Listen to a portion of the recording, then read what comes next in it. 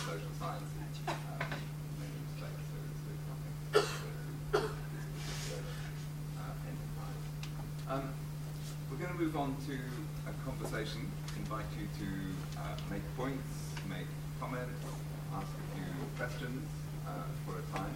Just before we do that, however, I did forget at the beginning to make some practical announcements, just to tell you, if you haven't been here before, that there are toilets here. The gents is that away, and the ladies is that away.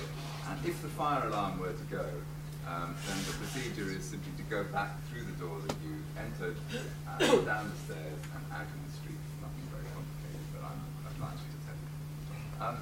So, we've got a microphone which is going to rove around the room, and I'd just like to invite anybody to make any points. Maybe somebody has got the resolution in their head to the tension that Paul was pointing to. That would be wonderful. Yes, please. Addison. Yes, and please do introduce yourself as you've just done when you speak. My question is to Paul Schaffer. I haven't read the book, so I can't really critique or comment on the book. But it seems to me that what you're saying is it's like unrealistic to come up with a book that maybe packages the approaches and the curricular approaches. And in a way, maybe it's actually discussing too much. And what I've been thinking is that perhaps you can come up with a single research that combines that kind of approach, rather than expect that it to provide that kind of solution. So really looking into one piece of research that would combine techniques and approaches, as opposed to a book that would try to find a variety of approaches, which would be quite artificial. Thank you. Let's take a batch of points and questions. There's one over there. Sorry to make you all go on.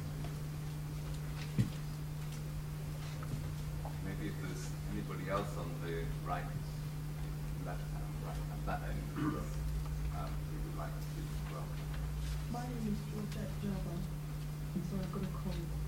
I come from Ghana, and I haven't seen any lately research on escaping the poverty trap in Ghana. I mean, what some of us tended to do was to migrate and come to England, because we felt that England was our home, having been colonized 50 years ago. Now, when we come here, we're told that we're economic migrants, and then we're deported. But a lot of us, we're their lifeline in Ghana, because we send money home so that they can survive. So I don't know whether there is ever going to be a solution to this problem, because as far back as 1979, a lot of the wealthy people had their assets confiscated by a government that came in with a gun. And I don't know whether there's any or ever going to be any solution with this sort of problem. Okay, is there anybody else down at that end of the room who'd like to make a point, enter a conversation? No, in the middle? Looks like we're heading rapidly. Yes. My name is Stephen. I come from Stevico Trading. Originally, I came from Nigeria, but I live in Florida. Now I'm in UK. My question is this your book talk about the eradication of poverty? Or are we going to die in poverty in this century? Who are the scientists and the economy that we can put together to eradicate poverty worldwide? Those are my questions. Thank you. Thank you very much. And moving on towards this side, more points, yes.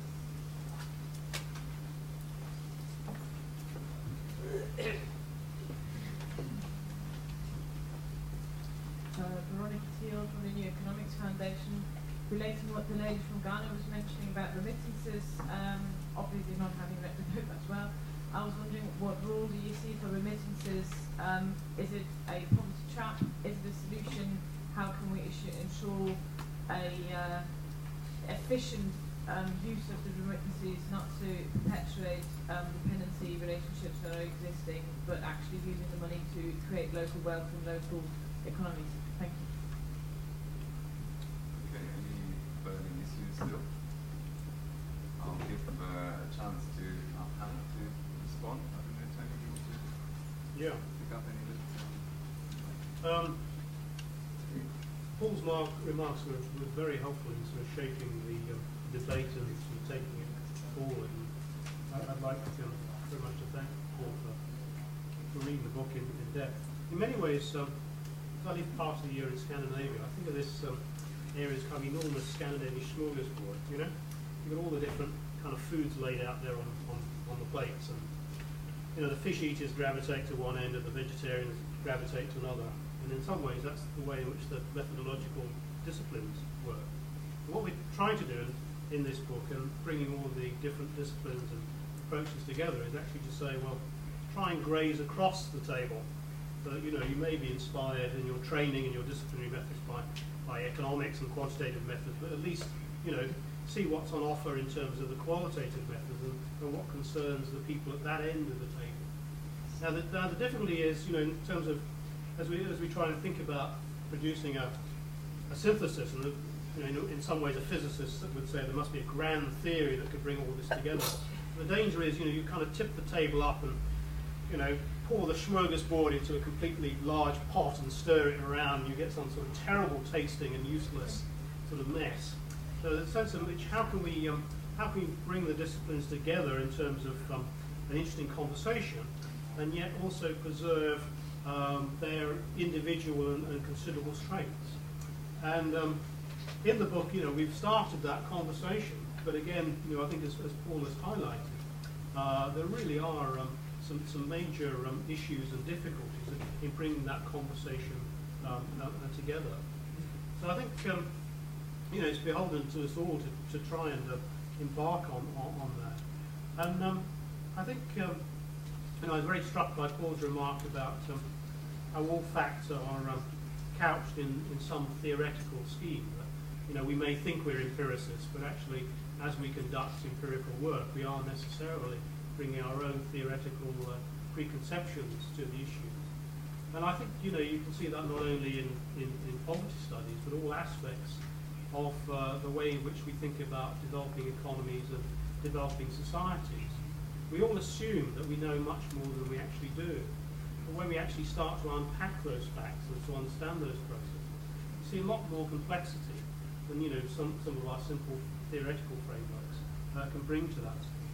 So, you know, how are we going to produce this interesting meal by which the different disciplines can, you know, taste the different disciplinary conversations without producing some enormous mess that's of no use to anybody, particularly the policymakers? How are we going to do that? I think that's a very open and important question. I could come back on the issues of remittances and so forth, but David might like to pitch in at this point. But I do have something to say about remittances. Okay, no, I think I'd like to thank Paul very much for his comments. When we were originally framing this, I think we were on the sort of extremely optimistic end of what might result. It was actually we would get parts 2 and parts 3 of the book to come together, or at least get 1 or 2 papers that might manage to use quantitative analysis, but move into a deeper discussion of the way the structural factors might be creating poverty and keeping people in poverty. But we didn't get that. But we did manage to quite a high degree to avoid the discord and to get people to talk and listen. And I don't know. I mean, that may take them up dead ends, because it may be that the quantitative approach has to rely on methodological individualism, because people can't imagine a way out of that, and so we're never going to be able to get those approaches to start thinking about structural analysis in the way that the anthropologists and political economists in part 3 do. But certainly with Michael Carter, I mean, he commented in this paper, certainly through this we got him to try and think about whether it would be possible to move his analysis beyond talking about assets and access to assets and seeing that as social structure, to work out whether he could actually think of it, which is possible in gender terms, and we get sort of the gender analyses in this, but once you move on to class, then people do seem to find that very, very difficult. But actually, I mean, getting those conversations to go was not easily. I mean, we do have a chapter called Poverty Measurement Blues, but I mean, originally, the original slide for that, I think, said, you know, why measurement is a total waste of time, and was not, it was actually going to try and slam the door in people's faces before they'd had the argument. So we did manage to get some of those things. And I think you've seen the sort of work that